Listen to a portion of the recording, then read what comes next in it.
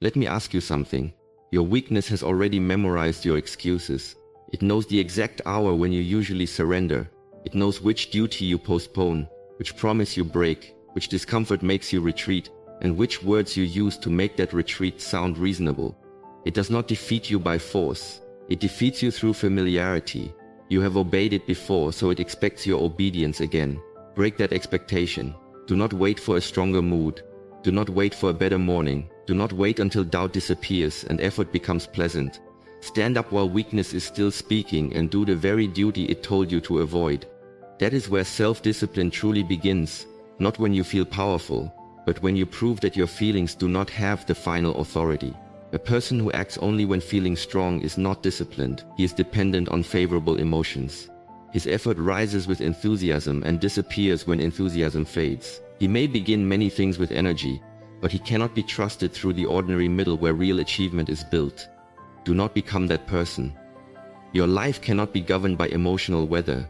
Some mornings will be clear, while others will feel heavy.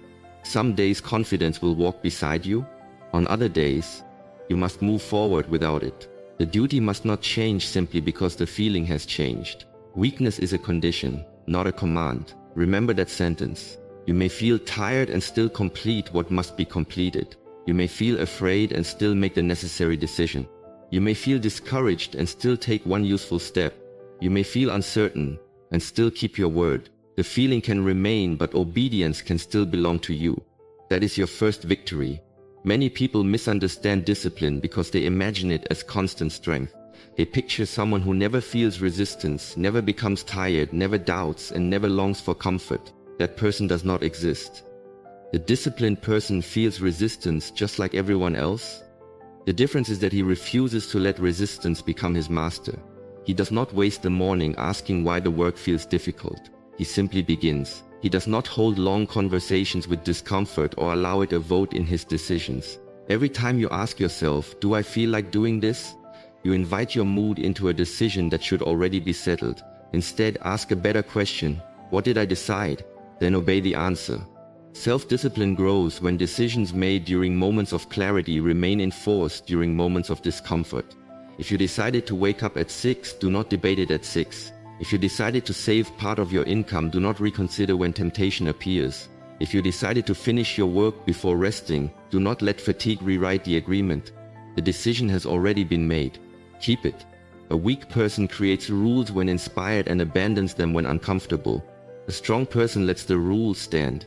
This does not mean becoming harsh or unreasonable. It means becoming dependable. Your own word must begin to carry weight. Perhaps it does not yet. Perhaps you have made so many promises to yourself and broken them so easily that your own mind no longer believes you. Every time you say, tomorrow I will begin, your mind remembers hearing it before. Every time you say, this time I will continue, it remembers the abandoned plans. Every time you promise never to return to an old habit, it remembers how quickly you negotiated with yourself in the past. Do not be offended by this lack of trust. Earn it back. Make one clear promise, not 10. Make it small enough to keep and important enough to matter. Then keep it exactly. If you promise to work for 30 minutes, work for 30 minutes. If you promise to save a fixed amount, set it aside before spending. If you promise to complete one page, complete it before turning to anything else. These actions may seem too small to transform your life, but they are not.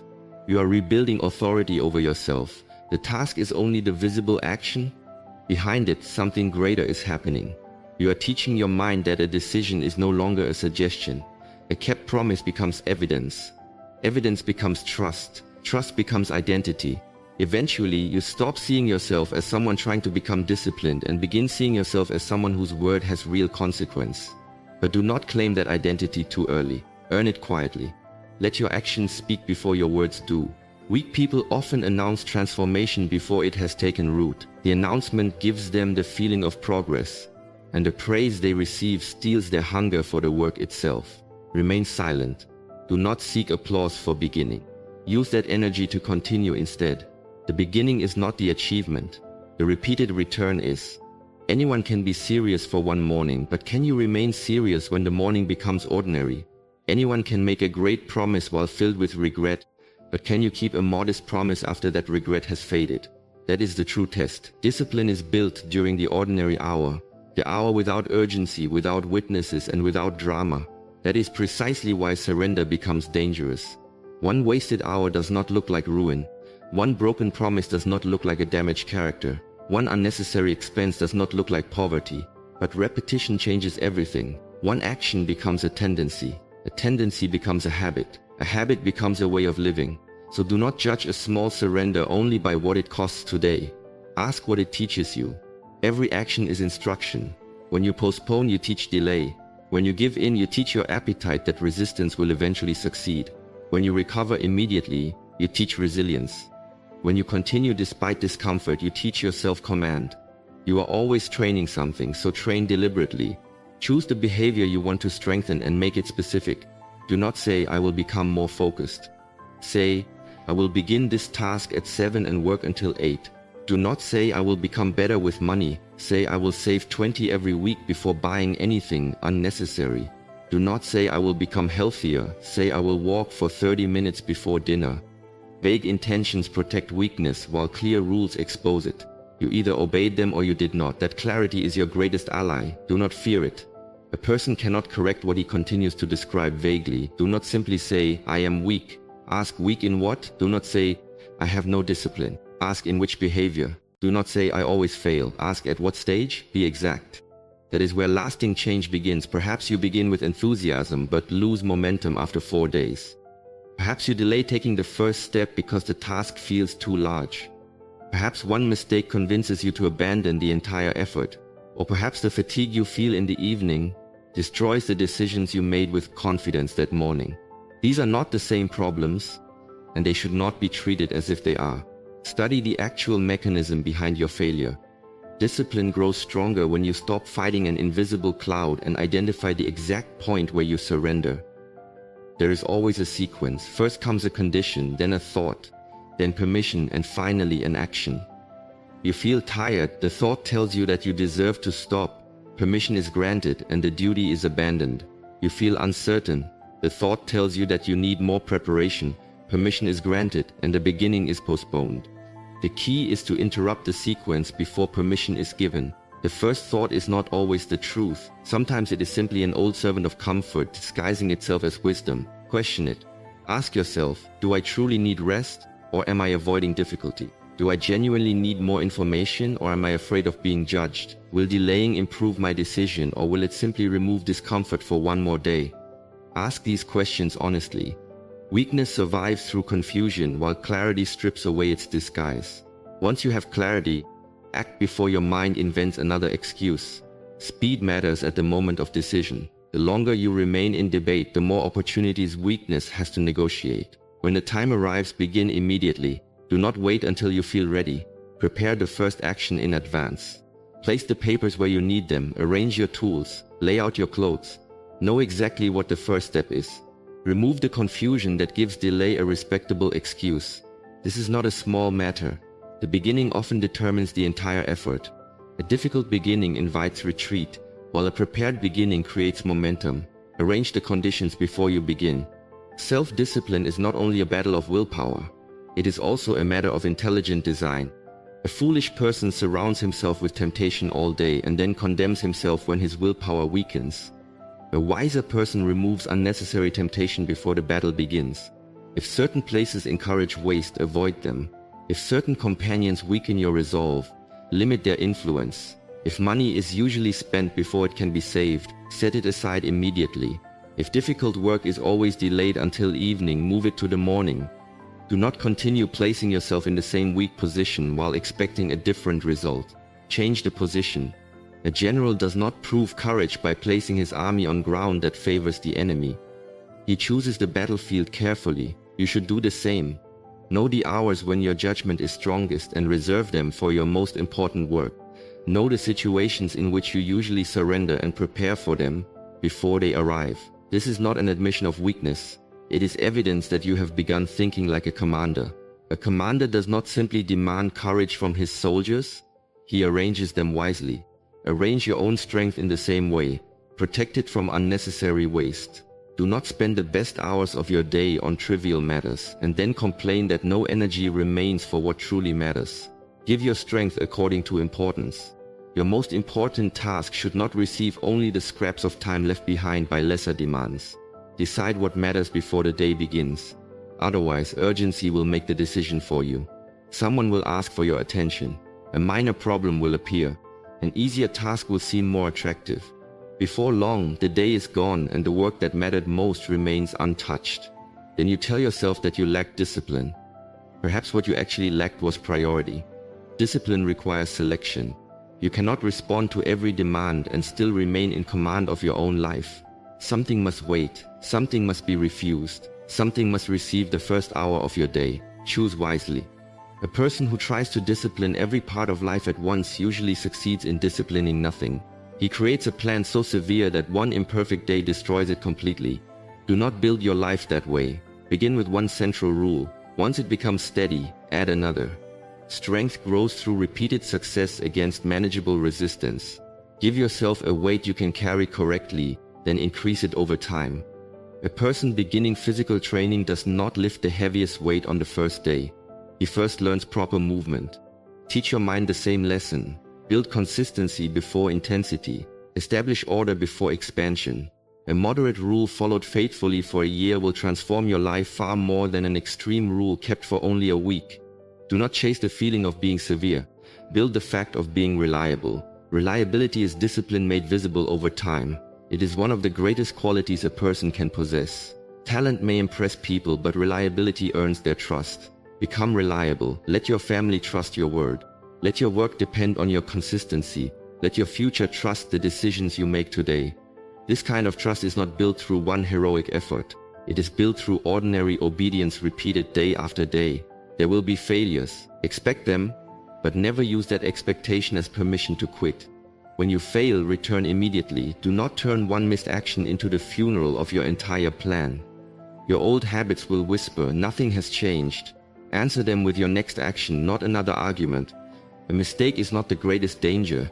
The permission that follows it is. You miss one morning and convince yourself the entire week is ruined. You spend money carelessly once and abandon your entire savings plan. You break one rule and return to your old life as though the rule never existed. That is foolish. One poor step does not require another. Correct your direction immediately. A disciplined person is not someone who never stumbles. He is someone who shortens the distance between stumbling and returning. Measure that distance. Perhaps one failure used to control you for a month. Now let it control only an hour. Later only a minute. That is real progress. Weakness may still appear, but its authority is shrinking. Do not wait for temptation to disappear before recognizing your growth. Instead, ask whether your response has improved. Fear may still speak, but did it make the decision? Comfort may still call, but did you obey it? Discouragement may still visit, but did you still complete your duty? That is the true measure. Judge yourself by your conduct, not by your feelings. Some days discipline will appear powerful and energetic. On other days it will appear quiet and modest. You may accomplish less, but you will refuse to accomplish nothing. Respect both kinds of days. An honest weekday is more valuable than a strong day powered only by excitement. On ordinary days, discipline proves its worth. This does not mean ignoring genuine exhaustion, illness, or grief. Discipline is not blindness. A wise person knows when recovery is necessary. But recovery must always serve a purpose. Rest so that you can return stronger, not so that you can escape responsibility. Ask yourself what your rest produces. Does it restore clarity? Does it strengthen tomorrow's effort? Or does it make returning even more difficult? The answer reveals whether your rest was wisdom or avoidance. Do not punish yourself. Govern yourself. Punishment creates temporary harshness. Good self-government creates lasting order. There is an important difference. Self-discipline should make you more useful, not merely more exhausted. It should give direction to your energy, protection to your money, weight to your words, and reliability to your actions. If your system destroys the very person who must carry it out, improve the system. You are building a life that can continue for years, not performing one dramatic act of willpower.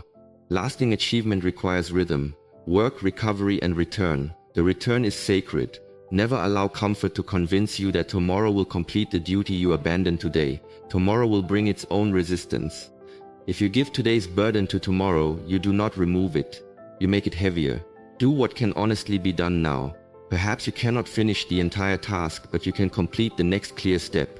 Perhaps you cannot give a full hour, but you can give 20 honest minutes. Never offer 0 when something meaningful is still possible. Shallow effort strengthens avoidance, while even a reduced effort preserves continuity. That is intelligent discipline. You bend without breaking the chain, and the chain matters because continuity changes identity. One day of action proves very little, but 100 consistent returns create a different person. At first you carry the rule, later the rule carries you. The behavior becomes familiar, the beginning requires less argument, and the old excuses lose their power. This is how freedom grows. You no longer need to defeat your weakness every morning because you have built a path around it. But do not become careless when that path becomes easier. The first signs of progress will tempt you to lower your standards. You will feel stronger. Pride will whisper that the danger is gone. Boredom will tell you the rule is no longer necessary. Comfort will ask for just one harmless exception. Watch that moment carefully. Many good beginnings are destroyed not by hardship but by the first taste of success. A person keeps a promise for 10 days and begins believing it is now safe to ignore it. It is not. The rule produced the strength. So do not abandon the cause simply because the results have started to appear. Protect the cause. Continue after the excitement fades. Continue after the first praise. Continue even after you begin trusting yourself. Self-discipline is not proven only when you rise out of weakness. It is proven when you refuse to become careless after strength returns. That is the next battle. Weakness no longer approaches only as fatigue, doubt, or fear. It now appears as confidence without caution, progress without vigilance, and the quiet belief that one exception cannot possibly reopen the door you worked so hard to close. This is where discipline must become watchfulness. The first victory proves that you can command yourself. The second victory proves that you can continue commanding yourself even after the struggle no longer feels urgent. This is harder than it seems. When someone is tired of weakness, he becomes serious. When failure hurts, he becomes focused. When consequences feel close, he obeys the rule. But once progress begins, the pressure decreases. The mind becomes comfortable, the person feels safe. Then he starts removing the very protections that helped him rise. Do not dismantle the bridge while you are still crossing it. The rule that now feels unnecessary may be the very reason the danger has become quiet. The habit that now feels ordinary may be the reason your life has started improving. Respect the cause. Do not become so impressed by the result that you forget what created it. A person wakes up early for several weeks. His work improves, his confidence returns. Then he says, I have control now. One late morning will not matter. Perhaps one will not. But the sentence matters. It is the old weakness asking for permission in a new voice. Before, weakness said, you cannot do this. Now it says, you no longer need to do this so carefully. Recognize the difference. The enemy has stopped attacking your ability and has begun attacking your vigilance. That is why self-discipline requires memory. Remember what disorder once cost you. Remember how delay weakened trust. Remember how many plans collapsed because one exception slowly became several. Do not live in fear of the past. Use the past as instruction. A scar should not control your life, but it should remind you where carelessness once entered. Let memory protect your standards. There is a dangerous period after every successful beginning. A new habit may be strong enough to produce results, but not yet strong enough to survive repeated neglect. Protect this period. Do not test the habit unnecessarily. Do not ask whether you can ignore the rule and still remain strong. Why test the roof by removing its support? Keep building. Stability comes later. In the beginning, discipline must be guarded more carefully than confidence suggests. A person who has remained sober for 10 days should not boast that temptation no longer matters. Someone who has saved money for 1 month should not celebrate by wasting the next. Someone who has worked faithfully for 2 weeks should not assume reliability has become permanent. Character is still forming. Do not interrupt the process. A seed that has broken through the ground is alive, but it is not yet a tree. Protect the beginning, water it. Keep the soil clean. Give time permission to strengthen what action has started. This does not mean living in fear. It means living accurately. Accuracy prevents pride from making expensive assumptions. You may be stronger than before. Good. Remain disciplined. You may feel more confident. Good. Keep the rule. You may no longer struggle as severely. Good. Do not create a new struggle through carelessness. This is where maturity appears. An immature person needs pain before he obeys. A mature person protects what is good before pain returns. Become that mature person. Do not wait for relapse before respecting the rule again. Self-discipline must move from emergency correction into ordinary self-government. At first you may use discipline to escape a bad condition. Later you must use it to preserve a good one. These are different motivations. Fear may begin the change, but purpose must continue it. Someone begins saving because debt frightened him. That is good. But once the debt is gone, he must continue because freedom has become valuable. Someone begins working because failure humiliated him. That is good. But once results improve, he must continue because excellence has become part of his standard. The original pain may fade, but the principle must remain. If your discipline depends only on suffering, improvement itself will weaken it. Build a better reason. Ask not only what the rule is helping you escape, but also what it is helping you build. What does waking early create? Clarity, time, and productivity. What does saving money create? Security, freedom, and peace. What does controlling your speech create? Trust, respect, and stronger relationships. See the positive structure. A person protects a habit more willingly when he understands what that habit is building. Discipline is no longer punishment. It becomes stewardship. You are no longer saying, I must deny myself because I was weak. You are saying, I protect this because it is creating something valuable. That is a far stronger position. Another danger after progress is boredom. The rule becomes familiar, the results become slow. Nothing dramatic happens. Then the mind begins searching for excitement. Be careful. Boredom has destroyed many people who could easily survive hardship. Hardship gave them something to fight. Stability gave them nothing to dramatize. They became careless because order felt ordinary. Respect the ordinary season. Most of life is built there, in the day without crisis, in the hour when work is simply work, and in the week when progress is too small to impress anyone. These are not empty periods, they are the workshop of character. A person who constantly needs excitement will never build anything deep. He will keep changing methods, goals, and rules, not because the old ones failed, but because repetition stopped entertaining him. Do not ask discipline to entertain you. Ask it to produce results. A field does not become useless because planting feels repetitive. A chisel does not become ineffective because the stone still needs another strike. Repetition is not proof that nothing is happening. It is often the process through which hidden change becomes visible. Continue. Learn to act without emotional reward. Most disciplined actions receive no applause. No one may know that you kept your promise. No one may notice that you refused an unnecessary expense. No one may understand the effort it took to complete your work. Do it anyway. A discipline that depends on witnesses is still partly dependent on approval. Build a character that requires no audience. Private victories are the purest evidence of real discipline, because you acted simply because the standard belonged to you. The greatest battle of your life will never be against another person. It will be against a version of yourself that always looks for the easier path. Every morning that version will whisper, tomorrow. Every evening, it will tell you, you've done enough. Every setback will become an invitation to quit. But remember this, weakness only has the authority that you continue to give it. From this day forward, stop waiting for perfect conditions. Stop waiting to feel ready. Stop negotiating with comfort.